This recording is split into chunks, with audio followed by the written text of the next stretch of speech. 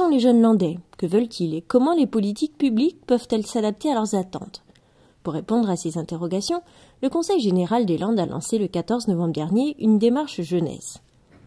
Tout le monde sait que nous avons dans notre département, dans nos communes, dans nos villes, nos villages, nous avons un public jeune.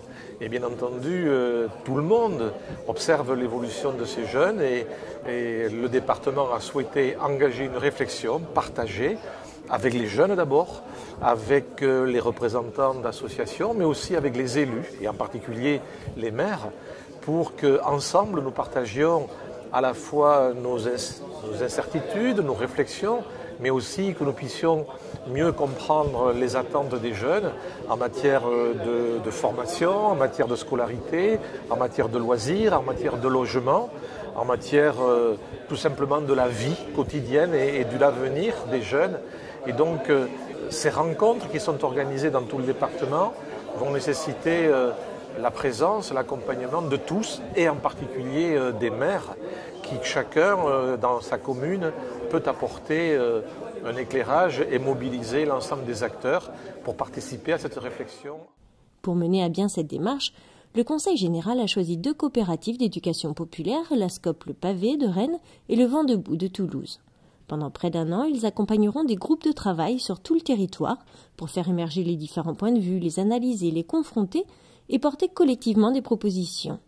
À l'issue de ces étapes, une grande enquête à destination des jeunes sera lancée sur Internet.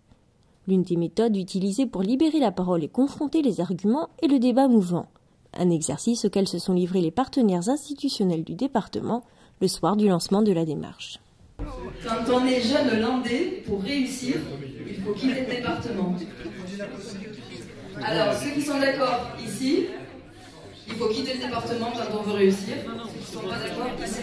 Les jeunes, ils peuvent partir un petit peu pour mieux revenir aussi. En allant faire des études. Bordeaux, c'est pas le bout du monde non plus. Non, moi je change de camp. Moi aussi, je suis choqué.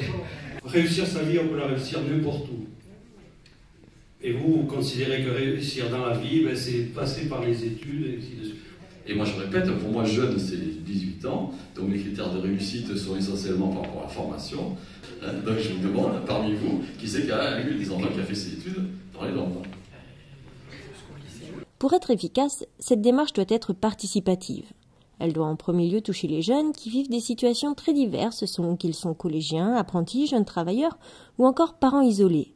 Sont également conviés les mouvements associatifs, sportifs, culturels ou toute autre organisation en lien avec la jeunesse susceptible de partager son expertise.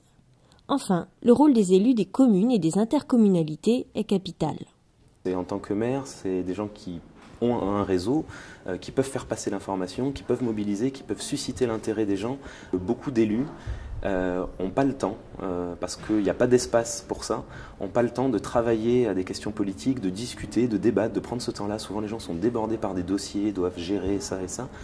N'ont pas le temps non plus d'expliquer ce que c'est le rôle d'un élu, c'est quoi les difficultés d'un élu directement sur le terrain auprès des gens qui ont tendance à dire facilement « Ah mais les élus, pourquoi ils font pas ça? Pourquoi ils font pas ça ?»